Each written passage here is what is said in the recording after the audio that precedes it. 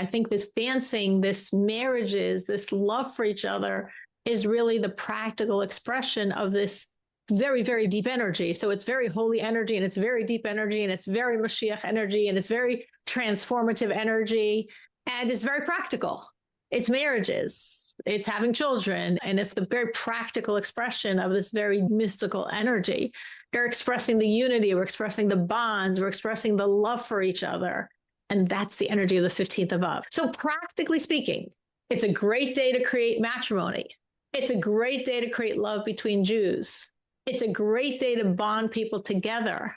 This Wednesday is the 15th of this Jewish month we're in now. Last Thursday was the 9th of Av, the saddest day in the Jewish calendar. This Wednesday is the 15th of Av, which according to our sages, the greatest day, the best day in the Jewish calendar. And it's sort of ironic because many Jews have never heard of the 15th of Av. And yet the sages say the Jews never had such good days like the 15th of Av and Yom Kippur.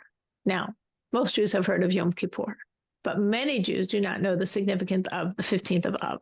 It's not something that has a lot of rituals. In our prayers, we omit what's called tachanun. Tachanun is beseechings.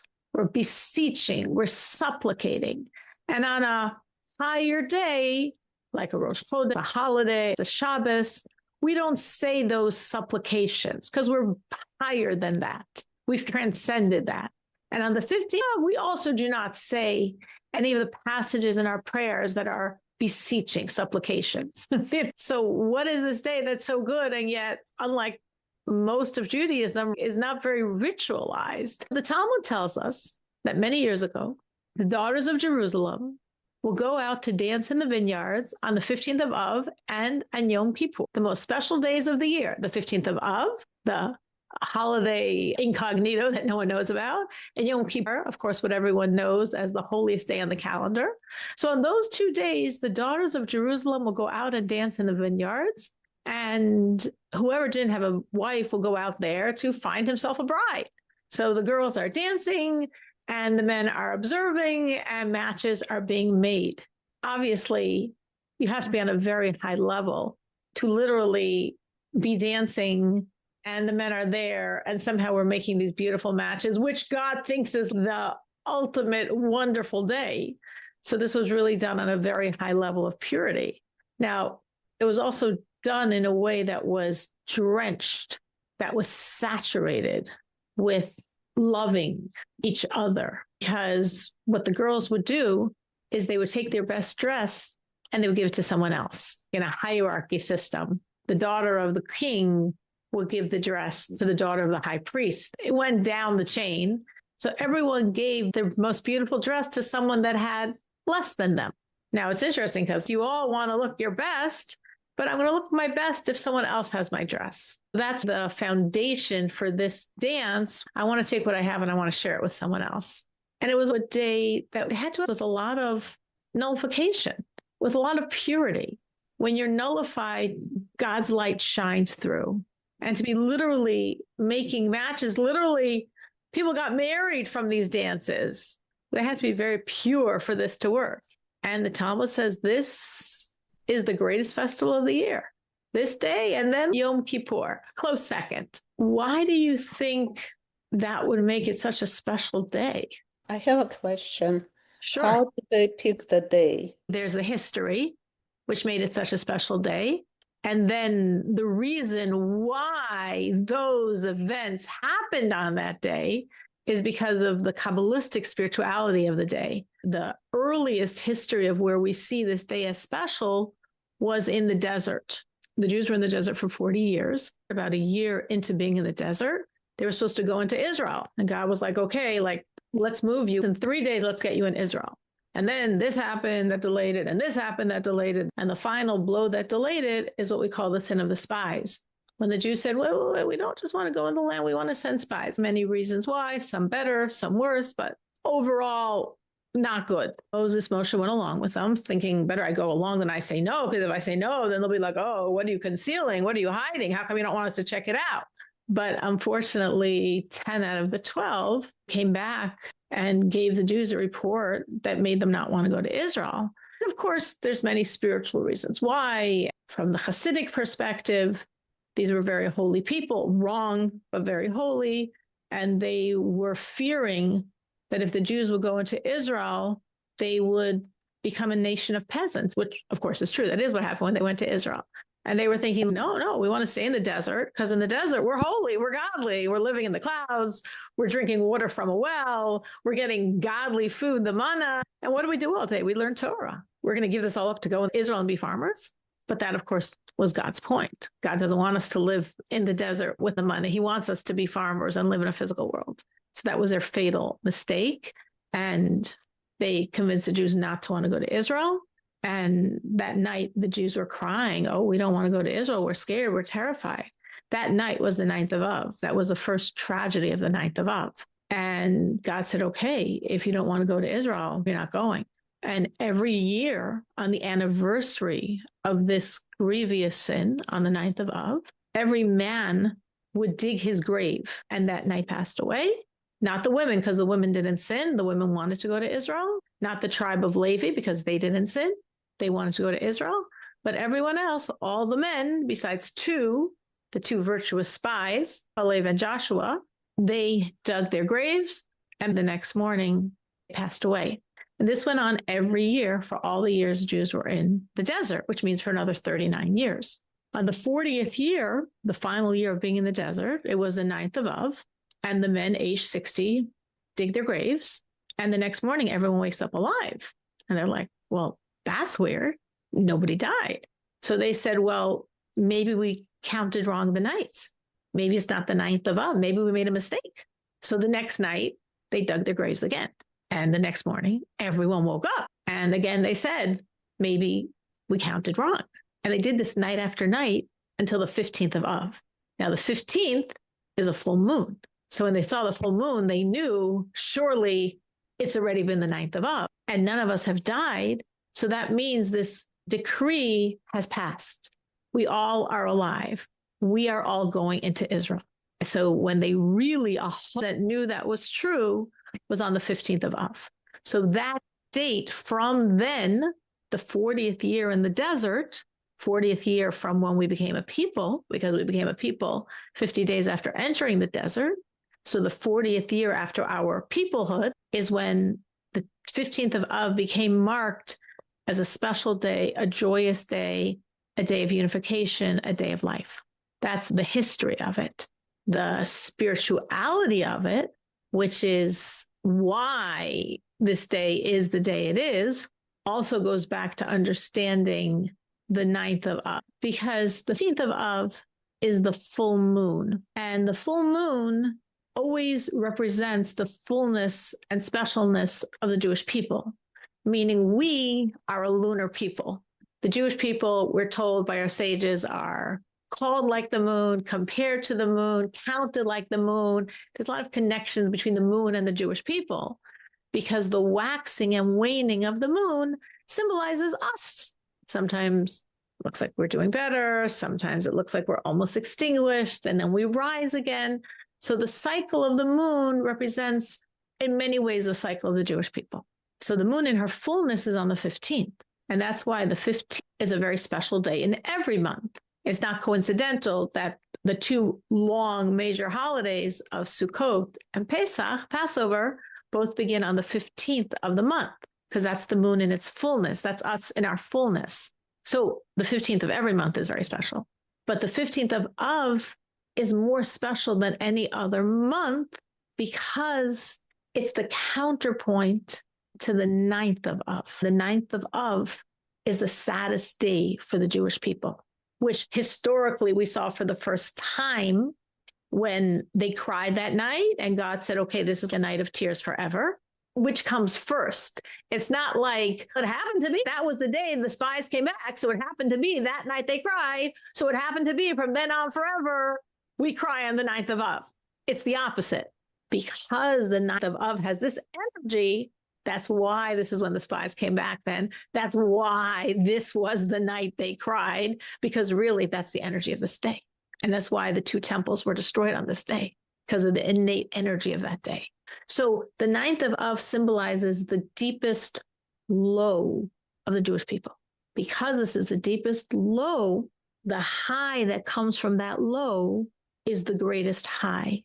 As per the descent is the ascent.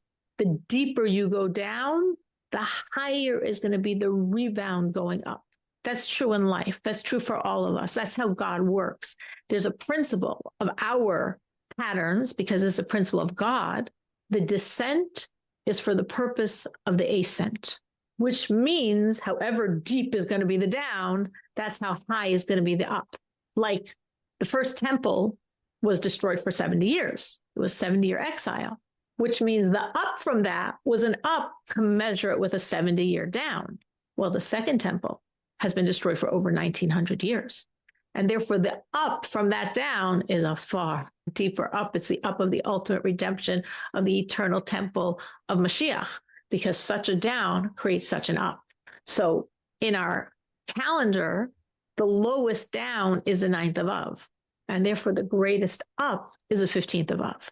So going back to the girls dancing, did they know the Kabbalistic reasons I just explained to you? I don't know.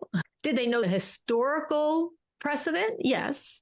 And of course, as history went on, more and more things happened on that day, expressing that point. And of course, the sages that designated this day in such a way, they understood the energy of the day. And that's why this is such an appropriate day. So I say to say there were no days as good for the Jewish people as the 5th of Av and Yom Kippur. Why do you think they would view it as such a great day? Probably because, like you explained, such a great energy. Do we know anything else especially good happened on 15th of Av? Many things happened then because the way the calendar works, every day has a certain energy, and that energy attracts and expresses itself in the events that happen on that day. Just as Passover is a time for us to personally experience Exodus. Why? Because 3,300 some years ago, we left Egypt? Because this is the energy of the day. And that's why this is when the Jews left Egypt. And therefore, for us today, these are the best days for us to experience Exodus. So the energy of the 15th of Av, which was first expressed in the desert in the 40th year, after 38 years of wandering through the wilderness, expressed itself in many different things that happened, all incredibly thematic. Next in history is that when the Jews got the land was given through the men, and the land was given in a tribal way. There are 12 tribes. There are 13, but the tribe of Levi didn't get a piece of land. They got certain cities scattered throughout Israel, but they didn't get their chunk of the territory. But all the other 12 tribes, each one got a slice of land. This is where the Reuven people live. This is where the Naphtali people live. This is where the Ephraim people live. Everyone got their piece of land. Now, the land is given to the men. The land is inherited to their sons. The land is then inherited to their sons. Being Jewish goes through the mother. Your tribal affiliation goes through the father. So if the father is from Reuven, all of his children are from Reuven. And all of their children are from Reuven, the boy's line. But if the father's from Reuven, his daughter's from Reuven. But if she marries someone from Shimon, her children are not Reuven like her. They're Shimon like her husband. So again, this is the land of Reuven. We don't want other people getting this land. Yeah, but the land goes to the men. The father to his sons, those men to their sons, those men to their sons. But every once in a while, a woman got a piece of land. If a man only had girls, the girls get your land. And if the girls are marrying people of different tribes, this land isn't going to stay within the tribe because her sons will inherit her land and they belong to a different tribe. So the tribes were like, no, we're going to lose our land. So they made a ban that a woman who had inherited tribal lands from her father could not marry out of her tribe. So her children who would inherit her land should be of her father's tribe because we don't want the land to transfer from tribe to tribe. This isn't a commandment. This was an ordinance. This was a ban. And the ban lasted until all the land was conquered and settled, which took 14 years. Meaning when the Jews entered Israel, it took them 7 years to conquer the land and another 7 years to settle the land. After those 14 years, on the of, they lifted the ban. They said, okay, we've already divided the land, we've already settled the land, and from now on, what happens, happens. So this was considered a joyous, joyous event because now people can marry anyone from any tribe. It's bringing unity and marriages among the tribes. Very thematic, the energy of the 15th of Av. Something else that happened that's also very similar in terms of this unity and marriage energy is that there was a certain tribe, the tribe of Benjamin, that was communicated from marrying into the other Jewish people because of something very horrible that happened there. And there was sort of a war between all the other Jews and this tribe. And they basically banned them from marrying the other Jewish people. And on the 15th of Av, they readmitted the tribe of Benjamin to the Jewish people. Someone had done something very wrong, and the rest of the tribe allowed it, which was very wrong. And the Jews therefore said, we're having nothing to do with you, and we're wiping you out. And there were very few of that tribe left. And then, wait a minute, this tribe is going to become extinct. But they knew it couldn't be extinct because they knew there was a prophecy that a king was going to come forth from that tribe. So they were like, wait, if it's not supposed to be extinct, if God wants a king from that tribe, we better allow that tribe to be accepted by the Jewish people. And the day when they said, yes, we're re-adding that tribe was the 15th of Av. So again, it's the harmony, it's the unity, and it again became marriages. Something else that happened on the 15th of Av was we have the kingdom of David. We have David, then we have Solomon. And after Solomon, the Jewish people became split into two kingdoms, a much larger kingdom in the north, 10 of the 12 tribes, and a much smaller kingdom in the south. The northern kingdom began by Yeravam, the son of Nevat. He was the ruler of this breakaway northern kingdom. And the southern kingdom continued with Rehoboam, the son of Solomon. So Yeravam convinced the Jews to break away from the house of David. He got 10 of the tribes to break away with him. The only tribes that stayed loyal to the house of David were David's own tribe, the tribe of Judah, Yehuda, Benjamin, affected by the godliness of Jerusalem and the temple, and the Levites who served. Some of the holier people of the 10 northern tribes came south. The bulk of the Jewish people were in this northern kingdom. And the first head, Yeravam, the son of Nevat, of this northern kingdom, said, I have a problem. The Jewish people, they all know they're all supposed to go to the temple 3 times a year. Passover, Sukkot, Shavuos. And there's a law. In the temple, no one's allowed to sit except the king from the house of David. So what's going to happen? My whole country is going to go south. They're going to go to the temple, and I'm going to go too. And I'm going to be a commoner. I'm going to be standing with everyone else. And Rehoboam, the king from the house of David, he's going to be sitting. He's the real king. So everyone is going to say, wait a minute. What are you sticking with Yeravam, the son of Nevat, for? Rehoboam's the real king. He's the only one that gets sit. The rest of us are standing, including Yeravam, the son of Nevat. We said, no, this is going to be really bad. So to protect his kingdom, he forbade the Jews to go to the temple. And he set up roadblocks separating the northern kingdom from the southern kingdom because he didn't want the Jews to go to the temple and his kingdom would fall apart. And those roadblocks lasted about 200 years, the duration of the northern kingdom. The last king of the northern kingdom, Hoshea, the son of Elah, removed the roadblock. He removed the roadblocks on the 15th of Av. And when he removed the roadblocks, this allowed unification of the Jewish people, that the people from the north could freely come to the south and they could all celebrate and serve together in the temple.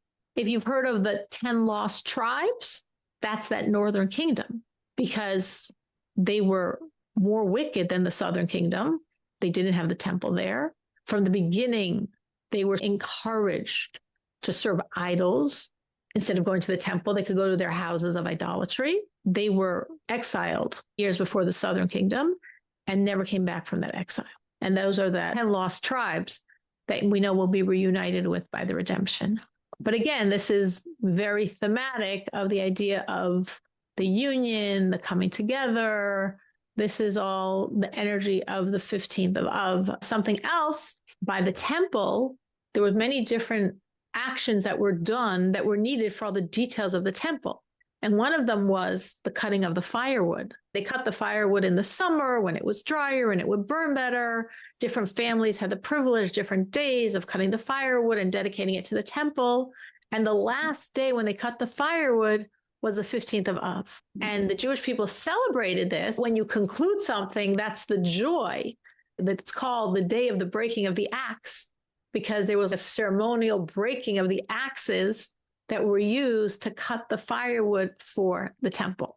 And that also was on the 15th of Av, because the 15th of Av is viewed as the end of the summer. Like now the heat of the sun is lessening, which spiritually relates to the energy of the 15th of Av, because as I said, the Jews are lunar. So the sun represents the non-Jews. So if now the energy of the sun is lessening, it symbolizes the energy of the other nations is lessening as the moon reigns, as the fullness of the moon, as the power of the Jewish people. There are many things that happened in connection to the 5th of Av because it's such a special day. Any of those historical events most specifically resonated with you as like, oh yeah, that really expresses the energy of the day? I think it was beautiful when the ban was lifted and men and women of different tribes could marry each other. I like the example when the tribe of Binyamin were invited back to all the family. To me, that was the most special. Yeah, I also was very moved by that. It's a very special point. Just envisioning one tribe almost died out.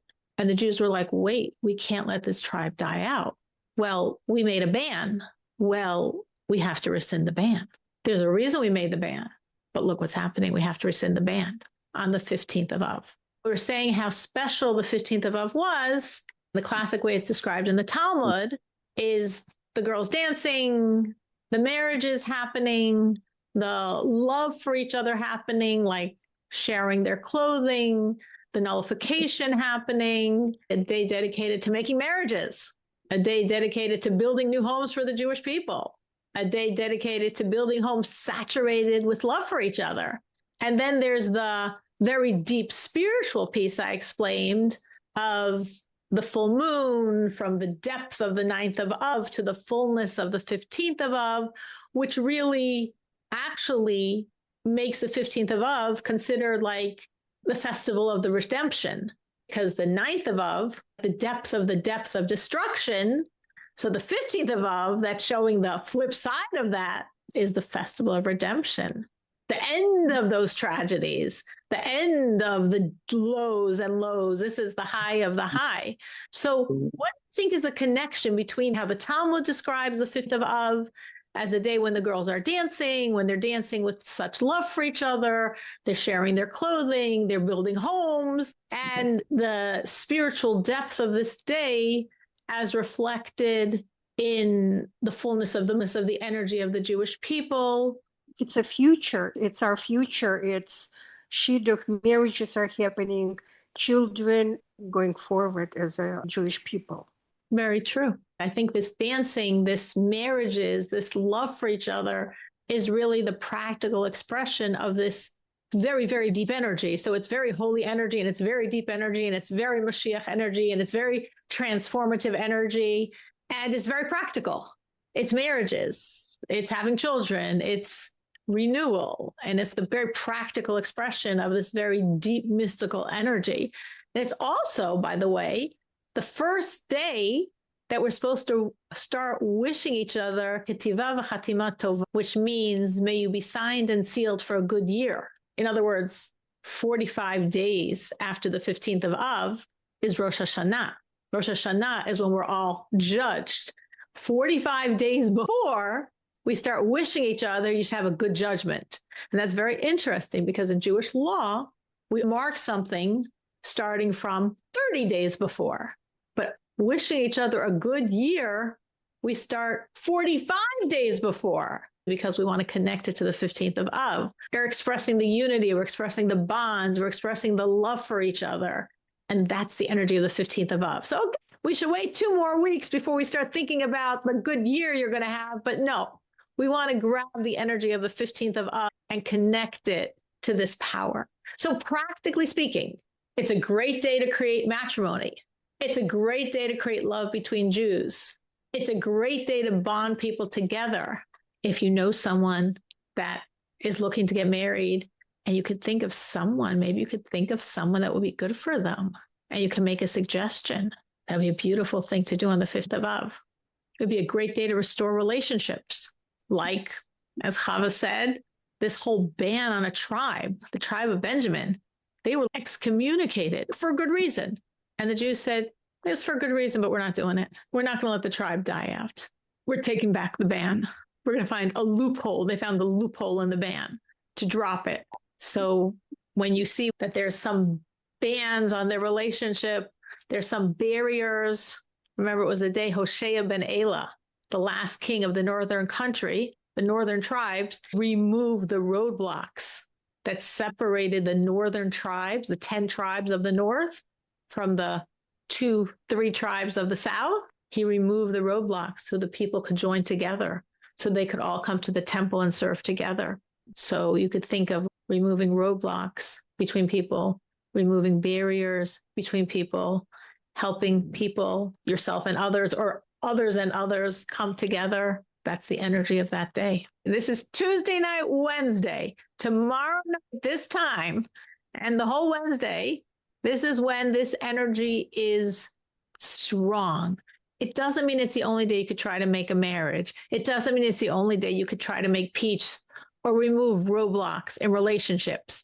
It just means it's a very auspicious. And isn't it interesting that the sages say this is the best day for the Jewish people?